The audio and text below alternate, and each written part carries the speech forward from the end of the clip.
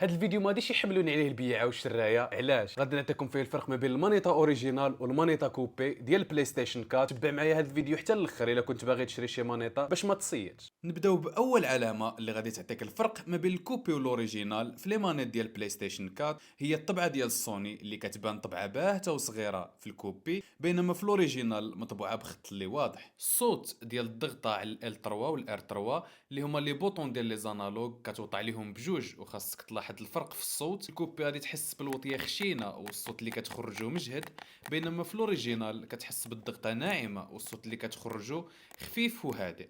وهذا هو ابرز فرق اللي عياو يحاولوا يقربوا الاوريجينال. هاد الضغطه ديال ال 3 والار 3 ما كيوصلوش ليها. الطبعه ديال الاو اكس تي اللي هي الاختصار ديال اكستونسيون لتحت في المانيطه مكتوبه بخط ابيض وواضح في الكوبي، عكس العلامه ديال سوني اللي في الظهر ديالها كاينه باهته، بينما في الاوريجينال الطبعه كتكون